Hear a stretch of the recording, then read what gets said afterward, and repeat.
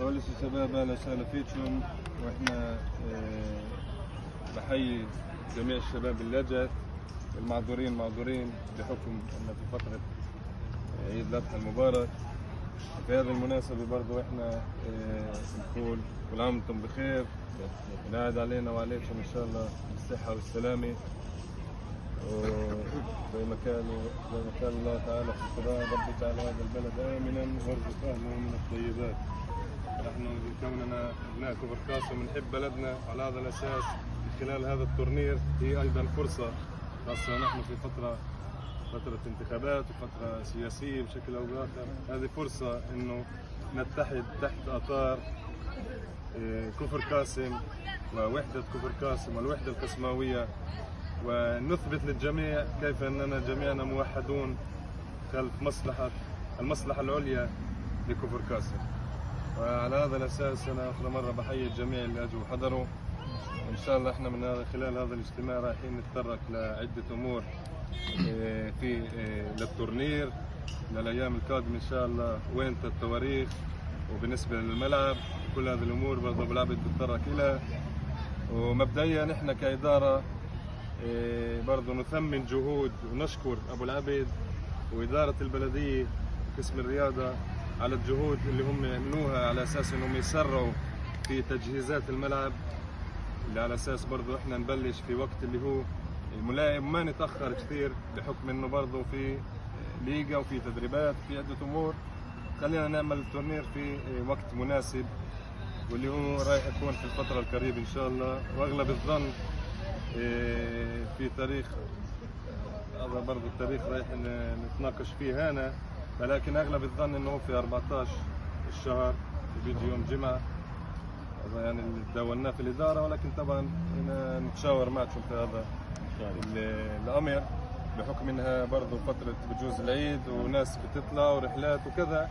ولكن 14/7 حسب رايي اللي هو بجوز بشكل او باخر تاريخ ملائم للجميع، بحكم انه بعد اسبوعين من العيد، فبالكاد ايضا برضه ملائم من ناحيه الملعب ومن ناحيه عده امور اخرى. بجوز الفرق تتجهز احسن وازيد، فبرضه تاريخ شايفه اللي هو ملائم جدا. ولكن نتناقش فيه مع الفرق الكيف ان شاء الله مع الادارات.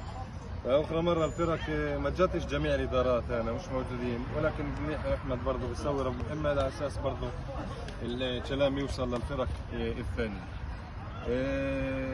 احنا لحد هالكيتي زي ما جميع الادارات الفرق بتعرف بكى تسجيل اللي هو اولي مش رسمي. ليش؟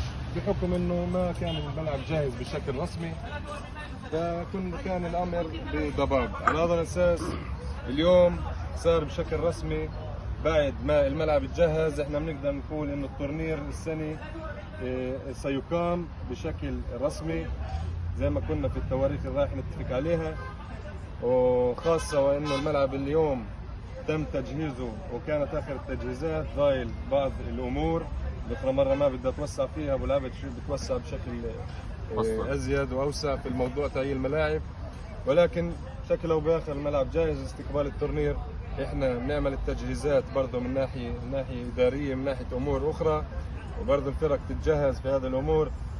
وبرضه من هنا برضه بطالب من الفرق انه تجهز امورها وقوائم اللاعبين تبعها بشكل نهائي في الفتره القريبه، على اساس تبقى الامور واضحه وما ندخل في تغييرات وهذه الامور مع اقتراب يوم التورنير.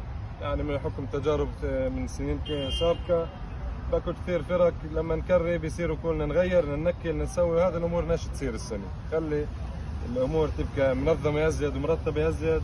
خلي الفرق كل فريق جهز قائمه اللاعبين، رشيمات اللاعبين تاعيته بشكل رسمي وبشكل منظم، وعن طريق اللي هو الكشور اللي وديته للفرق. وطبعا هذا الكشور انا مش نهائي او قابل للتغييرات، ولكن بعد ما يتسجل فريق بشكل رسمي لحد التورنير لحد 14/7 نقدر نقول في نتان انه يتغير، ولكن بظروف معينه، يعني مش بشكل كبير وبشكل مجزام. يعني زي ما نقول على هذا الاساس احنا اخرى مره بنحيي الجميع، نتامل ان شاء الله يبقى هذا السنه تورنير اللي هو ناجح، وانا على يقين انه رايح يكون تورنير ناجح.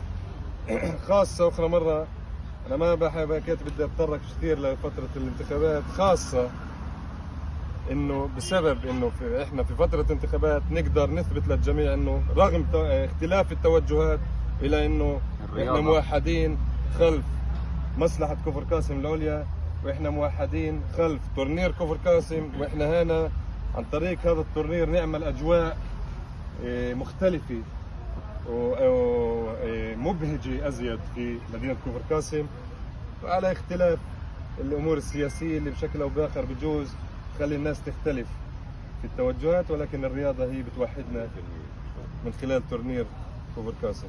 على هذا الاساس وكمان انا بحيي الجميع، والشروط الفرق بتعرفها طبعا اللي هو من فوق ال 17 سنة لعيبة، اللي هو اعتقد 2004